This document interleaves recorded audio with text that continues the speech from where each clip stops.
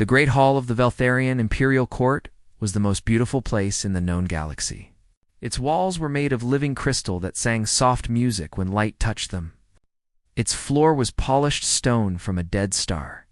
Its ceiling stretched so high that clouds sometimes formed beneath it. For 10,000 years, this hall had seen the rise and fall of empires. It had witnessed treaties that ended wars lasting centuries. It had heard the final words of dying civilizations and the first words of newborn ones. Every important moment in galactic history had left its mark on these ancient walls. But in all those 10,000 years, the hall had never seen a human. Until today, Commander Marcus Cole stood alone in the center of the Grand Tribunal chamber. He was not a tall man. He was not particularly strong or fast or beautiful by any standard. He wore a simple gray uniform that had seen better days. His face carried the lines of someone who had seen difficult things and survived them. Around him stood the representatives of the Galactic Concordance. These were the species that ruled the stars. The Crethonite warriors towered over everyone else, their bodies covered in black armor that was actually part of their skin. They had conquered 100 worlds before they learned peace. The Luminari floated in the air like living light, out communicating through colors and pulses that most species could not understand without translation devices. The Serpentine Voss Collective watched from the shadows with their 1,000 eyes, never speaking, but always listening. There were others too. The insectoid Chakri, who built hive cities that spanned entire continents. The aquatic Delphine, who had learned to survive outside their ocean homes. The ancient Morvathi, whose civilization was old when the first stars were young. Dozens of species, hundreds of representatives, all gathered to witness this moment, and above them all, sitting upon the throne of stars, was Princess Alindra Velshirine. She was the youngest daughter of the Veltharian Emperor, but there was nothing young about her eyes. They were silver, like 2 moons set into her face, and they held the weight of responsibility that came with her position. Her skin was also silver, smooth and flawless, catching the light of the 3 artificial suns that floated above the court. Her hair fell like liquid metal down her back. The Veltharians had ruled the Concordance for 3,000 years. They were not the strongest species, nor the most numerous, but they were wise and patient, and they had learned how to bring different civilizations together without war. The other species respected them for this. Princess Alindra had been given an important task. She was to evaluate humanity. She was to decide if they deserved membership in the Concordance, or if they were too dangerous to be allowed among the stars. Some in the court whispered that there was a third option too: extermination. The princess looked down at the small human standing alone in the center of the chamber. He did not seem afraid. He did not seem nervous. He simply stood there, waiting, as if he had all the time in the universe. "You are smaller than we expected," she said. Her voice carried the harmonic resonance of her species, like 3 people speaking at once in perfect harmony. "Your ship was damaged when you crossed the Korith Expanse. Our physicians examined you when you arrived. They told me interesting things." Marcus said nothing. He simply watched her with calm eyes. The Korith Expanse is a region of space filled with radiation that kills most organic life. The princess continued. "Our ships avoid it. The journey around it adds 3 months to any voyage, but we consider this a small price for survival. You flew straight through." She paused, waiting for him to speak. He did not. "Our physicians say the radiation should have killed you. It damaged your cells, your organs, your very genetic code. But they also found something strange. Your body was already healing. It was adapting to the damage, changing itself to survive. They had never seen anything like it." The Crethonite war commander shifted his massive weight. The Luminara pulsed with colors of curiosity. Even the silent Voss Collective leaned forward slightly. "The Concordance has been watching your species for 200 of your years," Princess Alindra said. "We first noticed you when you split the atom. We thought you would destroy yourselves then. Many species do, but you survived." She waved her hand, and a holographic display appeared in the air. It showed images of Earth, wars, plagues, natural disasters, cities burning, bombs falling. Your world has suffered catastrophes that would have broken any other civilization. You have fought wars among yourselves that killed millions. You have poisoned your own air and water. You have come to the edge of extinction again and again. The images shifted. They showed humans rebuilding, humans helping each other, humans reaching for the sky, yet you persist. You always persist. When we thought you would fall, you rose higher than before. When we thought you would surrender, you fought harder. When we thought you would give up, you found new hope. Princess Alindra leaned forward on her throne. Her silver eyes studied Marcus with genuine curiosity, and for a moment, she looked less like a royal judge and more like a scholar trying to solve a puzzle. Our scholars have studied everything about your species, your literature, your history, your music and art, your soldiers who charge into battles they cannot win, your explorers who travel into the unknown knowing they might never return, your scientists who spend their lives searching for answers they might never find. The court had grown very quiet. Every representative was listening carefully now. We have tried to understand you. We have built models and theories and explanations, but we always come back to the same question. The same mystery that we cannot solve? The silence in the hall was complete. Every species in this chamber knows fear, she said. Fear is the foundation of survival. It is the instinct that keeps civilizations alive. It tells us when to run, when to hide, when to be careful. Without fear, no species would survive long enough to reach the stars. She gestured at the assembled representatives. The Crethani fear defeat in battle. The Luminari fear the darkness that swallows their light. The Voss Collective fears being alone, which is why they are never singular. Every species fears something. It is natural. It is necessary. Her eyes locked onto Marcus. But your species seems different. Your people walk into danger as if it means nothing. They sacrifice themselves for strangers. They explore the deadliest places in the universe with smiles on their faces. They face death as if it were an old friend rather than an enemy. The princess rose from her throne and descended one step. It was a small movement, but it sent shockwaves through the court. Beltharian royalty did not descend for anyone. So tell me, human, she said, her voice echoing through the crystal halls. Tell me the answer to the question that has haunted the concordance for decades. Tell me the truth, that your species seems to understand, but is never explained. She descended another step, then another, until she stood at the bottom of the stairs. Looking directly at Marcus, why does your species fear nothing? The question hung in the air like a living thing. Every eye in the chamber was fixed on the small human in the gray uniform. The fate of his entire species might depend on his answer. And Marcus Cole, commander of the damaged ship Defiant, survivor of the Korath Expanse, simply looked up at the princess with something strange in his eyes. He smiled, and the entire court fell silent, waiting to hear what he would say.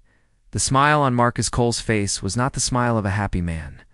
It was the smile of someone who had heard a joke that was not funny. Or perhaps the smile of someone who knew a secret that changed everything. Princess Alindra watched him with her silver eyes. She had expected many responses to her question. She had expected pride, perhaps, or confusion, or even anger at being questioned by alien species who had never walked on Earth. She had not expected a smile. With respect, Your Highness, Marcus said quietly, you have misunderstood us entirely. A murmur rippled through the assembled species. The Crethani shifted their massive bodies, their black armor clicking against itself. The Luminari pulsed with bright colors of surprise. Even the silent Voss Collective seemed to stir in their shadowed corners. No one spoke to Beltharian royalty with such casual familiarity. No one told a princess that she was wrong. It simply was not done.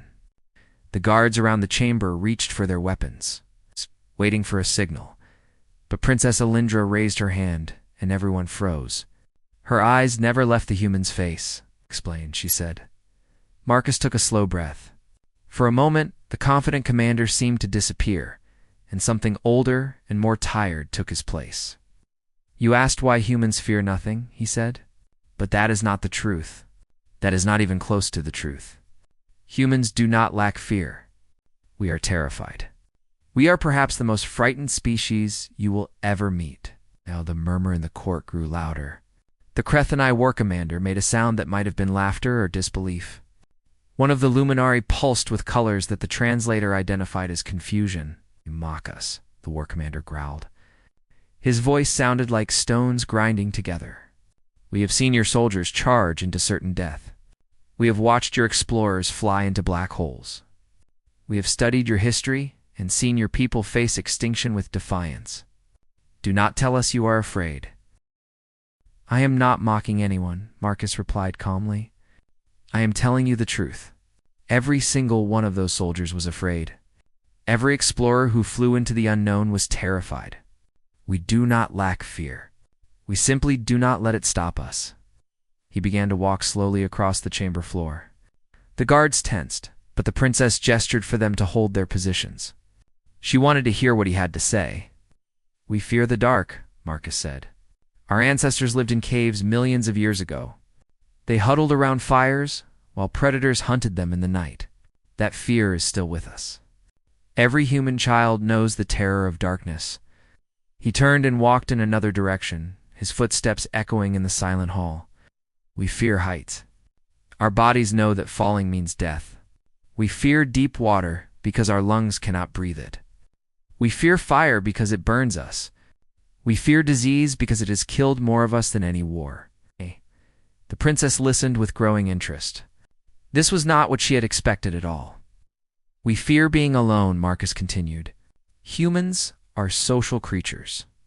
Isolation drives us mad. We fear being forgotten, dying without leaving any mark on the universe. We fear the vastness of space and the silence between stars." He stopped walking and turned to face the court directly. "Every nightmare you can imagine, we have felt it.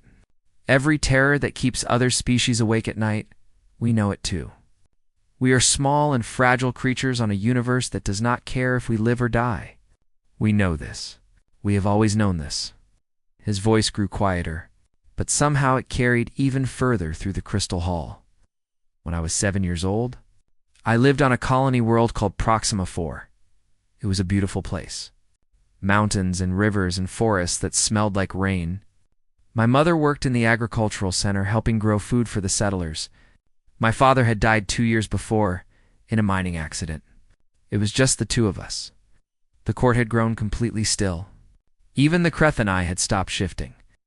One day the ground shook. Our planet was more geologically active than the surveys had shown. The colony was built on an unstable fault line. Buildings fell. The earth cracked open. I was in our home when the ceiling collapsed. Marcus's hands had curled into fists at his sides, but his voice remained steady. "I was trapped under the rubble for 3 days. I could not move. I could barely breathe. There was a small pocket of air around my face, just enough to keep me alive, and I could hear my mother calling for me. I heard her voice getting closer, then farther away, then closer again. She searched for me without stopping, without sleeping, without eating." He paused, and something crossed his face that might have been pain. "On the second day, I stopped hearing her voice. The rescue teams found me on the third day. They told me later that my mother had died from exhaustion. Her heart simply gave out while she was digging through the rubble, trying to reach me." The luminari pulsed with colors that needed no translation. Sorrow. Deep, profound sorrow. Even across the vast differences between species, some emotions were universal. "I have feared enclosed spaces every day of my life since then," Marcus said. "Small rooms. Tight corridors. Anything that reminds me of being trapped under that rubble while my mother died searching for me. The fear never goes away. It never gets smaller. I feel it every single time." He looked up at the princess, and his eyes held something raw and honest. "When I piloted my ship through the Korath expanse, I was not brave. I was terrified beyond anything I can describe. Every alarm on my ship was screaming. The radiation was cooking me alive. My skin blistered. My vision blurred. I vomited blood. I made peace with death 3 times during that crossing. 3 times I said goodbye to everyone I had ever loved." The princess descended the final step and stood on the same level as Marcus. It was an action that shocked the court. Valtharian royalty did not stand equal with petitioners. But she seemed not to care. Then how did you continue? She asked. If you were so afraid, why did you not turn back?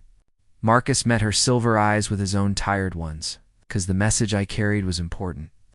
Because lives depended on reaching you. Because turning back would mean that the people who died to give me that message died for nothing. He took a deep breath. So no, Your Highness. We are not fearless. We are afraid of everything. We are perhaps the most frightened species in the entire galaxy. The princess studied his face for a long moment. Then how? She asked softly. How do you function? How do you build? How do you explore? How do you fight against enemies that should destroy you? Marcus smiled again, and this time there was something dark in it. Something ancient. Something that had been forged in fire and blood and 10,000 years of human suffering. Because we learned something, he said. A very long time ago, in the caves and the darkness and the long, hungry winters, we learned something that changed everything. Something that made us what we are. The princess leaned closer. What did you learn? Marcus looked around at the assembled species, at the crystal walls, and the artificial suns and the throne of stars. He looked at creatures that had ruled galaxies and conquered physics and lived for thousands of years. And then he looked back at the princess. We learned that fear is not our master. It is our fuel. The words hung in the air like smoke from a dying fire. Fear is not our master. It is our fuel. The representatives of the Galactic Concordance exchanged glances that needed no translation. They did not understand. Princess Elendra stood before Marcus. Close enough now that she could see the small scars on his face and the gray in his hair. She could see the wariness in his eyes and the strength that somehow existed alongside it. Show me, she said. Show me what you mean. I have studied your species for years. I have read your books and watched your recordings and listened to your music. But I still do not understand. Show me how fear becomes fuel. Marcus reached slowly into his uniform. The guards immediately stepped forward, weapons raised and ready. But the princess did not move, and Marcus did not hurry. He pulled out a small device, no larger than his palm. Peace, he said to the guards. It is only a holoprojector, a tool for showing images, nothing more. The princess nodded, and the guards stepped back. Though they did not relax their grip on their weapons, Marcus activated the device. The air around him filled with light, and suddenly they were no longer standing in the crystal halls of the Valtharian court. They were floating in space, looking down at a blue and green world covered in swirling white clouds. This is Earth, Marcus said. This is where we come from. The princess had seen images of Earth before, of course. Every species in the Concordance had studied humanity's homeworld. But seeing it here, projected by human hands, somehow made it feel different. More real. It is beautiful, she admitted. It is, Marcus agreed. It is also a world that tried to kill us every single day of our evolution. Ow. The image shifted. The beautiful blue planet disappeared, replaced by darkness and fire. Volcanoes erupted, covering the sky with ash. Earthquakes shattered the ground. Tsunamis rose from the ocean and swallowed entire coastlines. Our world was not kind to us, Marcus said. It was not stable or peaceful or safe. Other species in this room evolved on gentle worlds, worlds that nurtured them and protected them, worlds that gave them time to grow and develop in peace. He gestured at the chaos playing out in the holographic display. We did not have that luxury.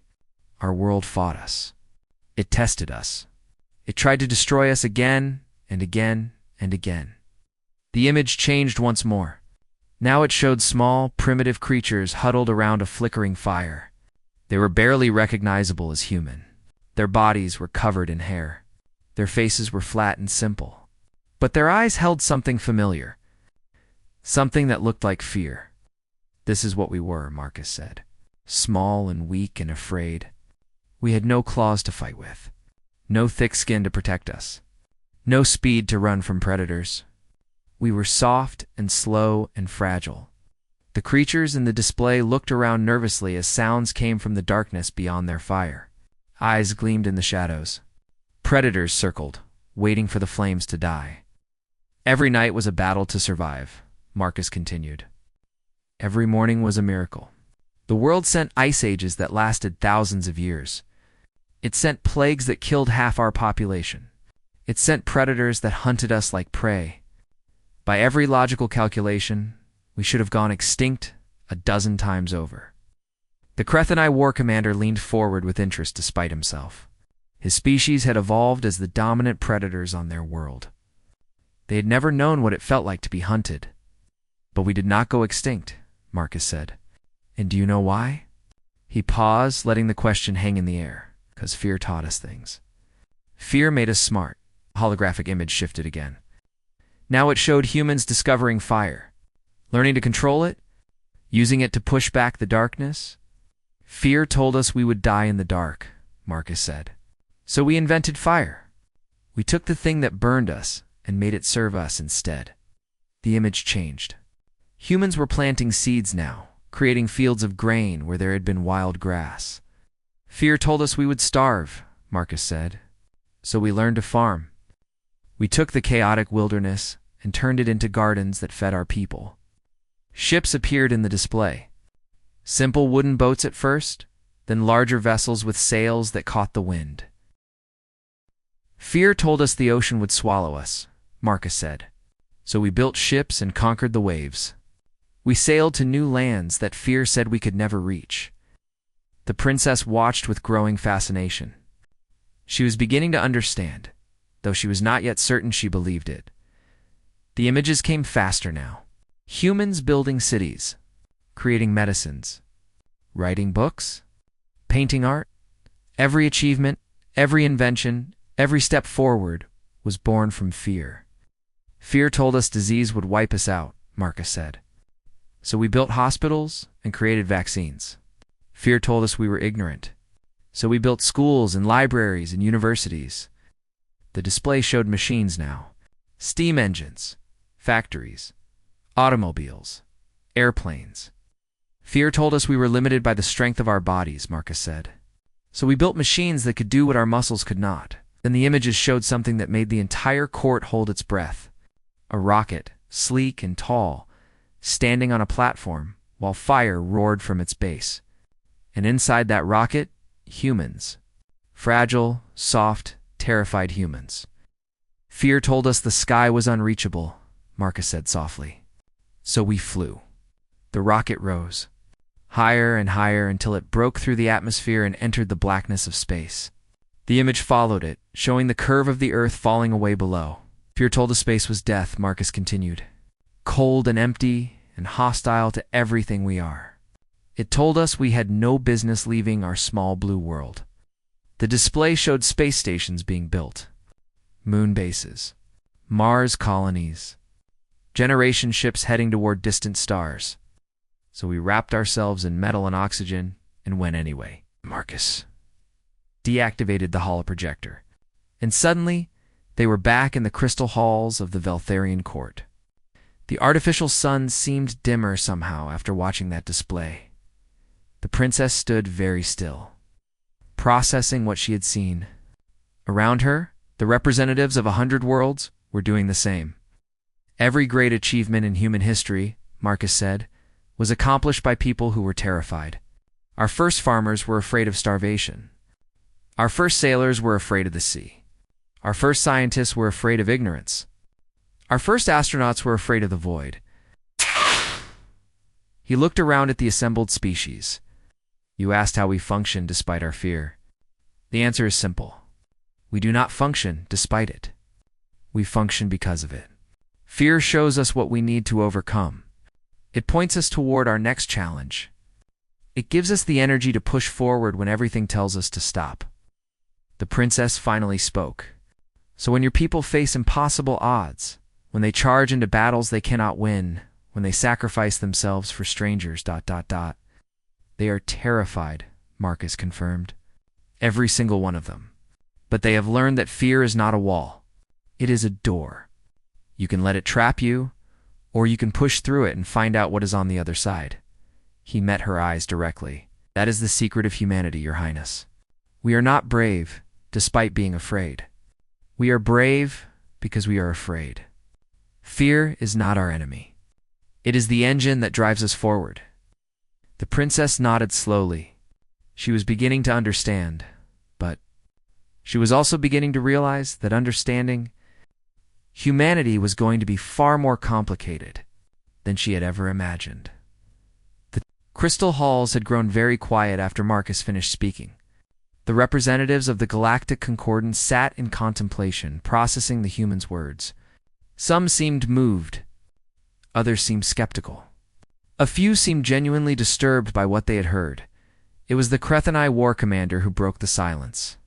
He rose from his position among the warrior caste, his massive form blocking the light from one of the artificial suns.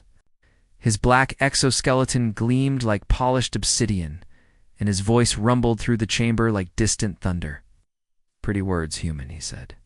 "Very pretty words. You speak of fear as fuel and courage as transformation. You show us images of your ancestors conquering oceans and skies. But words do not win wars. Images do not stop enemies." He stepped forward, and the ground seemed to shake slightly beneath his weight. The HFY were the greatest warriors in the Concordance. They had never lost a battle they committed their full strength to. They had never retreated. They had never surrendered. "The Void Devourers press against our borders even now," the war commander continued. "They have consumed 11 civilizations in the last 1,000 years. Entire species gone. Entire cultures erased. Nothing remains but dust and silence."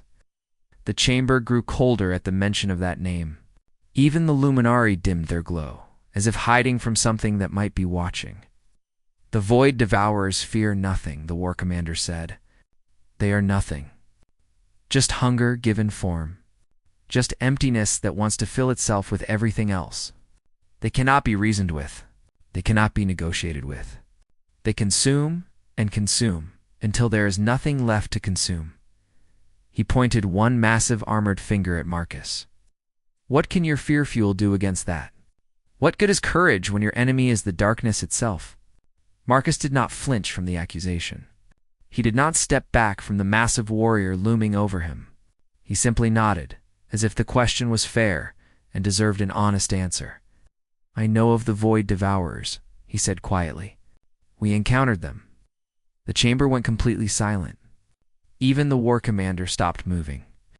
"That is impossible," said a Luminari representative, their colors flashing rapidly with disbelief. "No species survives first contact with the Devourers. They are extinction incarnate." "And yet I stand here," Marcus replied. The princess stepped closer. "Tell us what happened." Marcus was quiet for a moment, and when he spoke, his voice was different, heavier, older, like a man recounting a nightmare he could not escape. "Years ago, one of their scout swarms entered our solar system. We did not know what they were at first. Our early warning systems detected an anomaly near Jupiter. We thought it was an asteroid, perhaps, or a comet. We sent a research vessel to investigate." He paused and his hands trembled slightly before he controlled them. "We never heard from that vessel again. 2 days later, the swarm reached Europa. That was one of our oldest colonies. 40,000 people lived there. Scientists, engineers, families, children. The holoprojector activated again without Marcus touching it, as if responding to his memories. It showed a moon covered in ice, with domed cities glittering on its surface. I was on the Artemis, a patrol ship stationed in the outer system. We received the distress call and changed course immediately. It took us 4 hours to reach Europa. Display showed the swarm. It was not like anything natural. It was darkness that moved with purpose. Millions of tiny forms that flowed like liquid shadow, consuming everything they touched. Buildings dissolved. Vehicles vanished. People simply ceased to exist. "We arrived too late," Marcus said. "The colony was already gone. 40,000 people erased in less than a day. We watched from orbit as the last dome collapsed. We could not save them. We could not even reach them. The princess watched his face. She saw the guilt there, the weight of all those lives he had failed to protect. Our weapons did nothing, Marcus continued. We fired everything we had. Missiles, lasers, kinetic projectiles. The swarm absorbed it all. Our attacks were like throwing pebbles into an ocean. The war commander grunted. As I said, the devourers cannot be stopped. Oh, Marcus said. We could not stop them. Not with the weapons we had. Not with the ships we had. Mathematically, strategically, logically, we had already lost. He looked up at the war commander, but we did not accept that. The holographic display shifted. It showed the Artemis, a small ship compared to the vastness of the swarm. It showed the crew inside, their faces pale with terror, but their eyes hard with determination. Marta Selena Vasquez gathered us in the command center. Marcus said, "She told us the truth. We could not win. We could not survive." The swarm was already changing course toward the inner planets, toward Earth, toward 8 billion people who had no idea what was coming. His voice grew stronger. She asked for volunteers, not to fight. We could not fight. She asked for volunteers to fly the Artemis directly into the center of the swarm and overload our reactor. She asked for volunteers to die. The chamber was completely still. Every single person on that ship raised their hand. Every single one. Not because they were brave. Not because they were not afraid. They were terrified. I saw them crying. I saw them shaking. I saw them making peace with gods they had not spoken to in years. The display showed the Artemis beginning its final journey, moving toward the heart of the darkness. They volunteered anyway. Because something mattered more than their fear. Something mattered more than their lives. Marcus's voice broke slightly, and he paused to compose himself. Captain Vasquez ordered me off the ship. She said someone had to survive to tell the story. To carry the data we had gathered about how the swarm moved, how it fed, how it thought. She put me in an escape pod and launched me toward the inner system before I could argue. The display showed a small pod ejecting from the ship, falling away into the darkness while the Artemis continued forward. I watched from that pod as my ship flew into oblivion. I watched as the reactor overloaded. I watched as a light brighter than any sun erupted in the center of the swarm. The explosion filled the display. It was blinding, overwhelming, beautiful, and terrible at the same time. It was not enough to destroy the swarm, Marcus said, but it was enough to wound it, to slow it, to buy time. And the data that Alina and her crew transmitted in their final moments taught us how the devourers worked. We learned their weaknesses. We learned how to hurt them. He reached into his uniform and pulled out a small chip, which he tossed to the war commander. The massive warrior caught it in one armored hand. 3 months later, we returned with a fleet. We lost 60% of our ships. Thousands more died. But the swarm was destroyed, completely, and the weapons we developed from that battle, the strategies we learned from those sacrifices, are recorded on that chip. Marcus met the war commander's eyes. Gift. From a species that was terrified and fought anyway. The war commander looked at the chip in his hand. He looked at the small human standing before him. And for the first time in recorded history, a Krethenai warrior bowed his head to someone from another species. "Perhaps," he said slowly, "we have underestimated you." "Perhaps," Marcus replied, "you have underestimated what fear can do when it is aimed in the right direction." The Crystal Halls had witnessed many important moments in galactic history. They had seen empires rise and fall. They had heard declarations of war and treaties of peace. They had been the stage for triumphs and tragedies that shaped the fate of countless worlds, but they had never witnessed anything quite like this. The Krethenai war commander, mightiest warrior of the most feared military species in the Concordance, stood with his head bowed before a human. The data chip rested in his armored palm like a treasure beyond price. Around him, the representatives of 100 civilizations stared in stunned silence. Princess Alindra stood very still. Her silver eyes fixed on Marcus Cole, the human had not moved from his position in the center of the chamber. He looked tired. He looked worn. He looked like a man who had carried heavy weights for a very long time, but he also looked unbroken. The princess began to walk in a slow circle around him, her footsteps echoing in the silence. She was thinking, processing everything she had heard. The other representatives watched her, waiting for her judgment. This was her task, after all. She was the one who would decide humanity's fate. All this time, she said finally, we thought we understood you. We watched your species from afar. We analyzed your behavior. We built models and theories to explain what we saw. She stopped in front of him. We thought you were reckless, impulsive, perhaps even suicidal. We could not understand why you threw yourselves into danger, why you explored the most deadly regions of space, why you refused to retreat even when defeat was certain. We thought there was something broken in you, something that prevented you from feeling what every other species feels. Marcus said nothing. He simply waited. But now I understand, the princess continued. Now I see the truth that we were too blind to recognize. She turned to face the court, addressing all the assembled species. We thought humans did not feel fear. We were wrong. They feel it more deeply than any of us. Every human who has ever done something impossible did so while being absolutely terrified. She paused, letting her words sink in. That is not a weakness. That is perhaps the most remarkable strength I have ever encountered. The Luminari pulsed with colors of agreement. Even the cold Voss collective seemed to stir with something that might have been respect. Think about what that means, the princess said. Every time a human explores unknown space, they are fighting their own instincts. Every time they face a dangerous enemy, they are battling their own terror along with their foe. Every time they sacrifice themselves for others, they are choosing that sacrifice while every part of them screams to run away. Every moment of courage is also a moment of fear. You live your entire lives with that weight. You carry terror with you like a shadow that never leaves. Marcus nodded slowly. Yes, we do. That is horrifying, the princess said, but there was something strange in her voice. Something like admiration. That is the most horrifying thing I have ever heard, and also the most inspiring. She walked back to the steps leading to the throne of stars, but did not climb them. Instead, she turned to face the court one final time. We have a saying among my people, she said. The Veltharians believe that true strength is not the absence of struggle. True strength is struggling and persisting anyway. We have valued this principle for 3,000 years.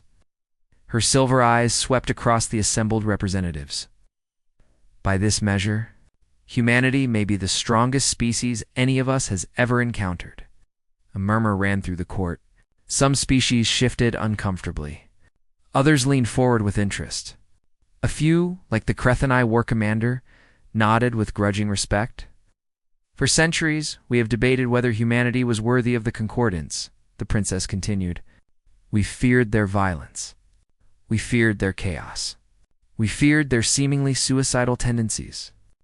We did not understand them, and what we do not understand, we often reject. She paused. Now I understand, and I believe the concordance must change its view. She finally ascended the steps to the throne of stars. When she reached it, she did not sit. Instead, she stood before it, speaking with the full authority of her position. Humanity is not fearless. They are afraid of everything: the dark, the unknown, death, failure. They carry more fear in their hearts than perhaps any species in the galaxy. Her voice grew stronger. They do the impossible anyway. Not because they do not understand the danger, not because they are too foolish to recognize the risks. They do the impossible because they refuse to let fear make their choices for them. She raised her hand, and a holographic seal appeared above her palm. It was the symbol of the concordance, a circle of stars surrounding a single burning flame. I am Alindra Velshireen, daughter of Emperor Velthron, voice of the concordance. I have been given the authority to judge humanity's worthiness. The court held its breath. My judgment is this: humanity will be offered full membership in the Galactic Concordance. They will be granted all the rights and responsibilities that come with that membership. They will be welcomed as equals among the stars. The seal flared brighter. and copies of it appeared before every representative in the chamber, marking the decision as official and binding. Furthermore, the princess continued, when the Void Devourers return, and they will return, I want humanity fighting beside us.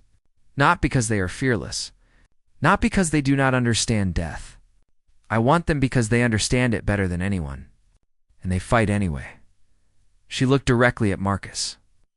I want the species that has learned to master fear itself standing on our side when the darkness comes.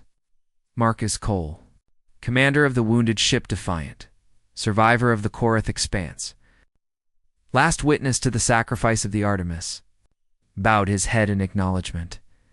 We accept, he said simply, and we will stand with you. The princess smiled. It was a small expression, barely visible on her silver face, but it was genuine. Then welcome to the Concordance, Commander. Welcome to the family of stars. Around the chamber, the representatives began to move. Some approached Marcus to offer greetings in their own ways. The Crethani war commander clasped his arm in the warrior's salute of his people. The Luminari surrounded him with warm light. Even the Voss Collective sent a single representative to acknowledge him with a nod. But through it all, Marcus kept his eyes on the princess. She had descended from the throne and was walking toward him through the crowd. You know, she said quietly when she reached him, you never answered my original question completely. Marcus raised an eyebrow. I did not. I ask why humans fear nothing. You explained that you do fear everything. You explained that you use fear as fuel. But you never told me the deepest part, the thing that makes it all possible. Marcus was quiet for a moment. Then he smiled, and this time it was a real smile. A tired smile, but a warm one. Oh, you are right, he said. I did not tell you the most important part. Will you tell me now? He looked around at the crystal halls, at the representatives of civilizations that had endured for thousands of years. He thought about Earth, so far away. He thought about Elena Vasquez and her crew. He thought about everyone who had been afraid and fought anyway. The deepest truth, he said, is that we have learned to love things that are bigger than ourselves. Our families, our friends, our species, our future. When you love something enough, fear stops being a wall. It becomes a door you will walk through no matter what waits on the other side.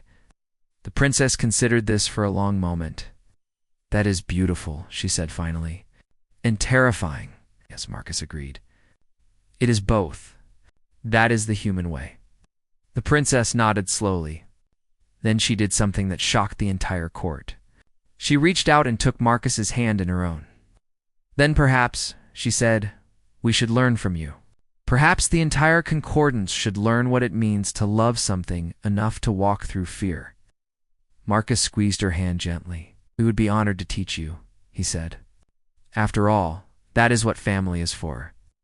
And in the crystal halls of the Veltharian Imperial Court, surrounded by the representatives of 100 worlds, humanity took its first step to a larger universe, not as conquerors, not as monsters, but as a species that had learned the most important lesson in existence, that courage is not the absence of fear.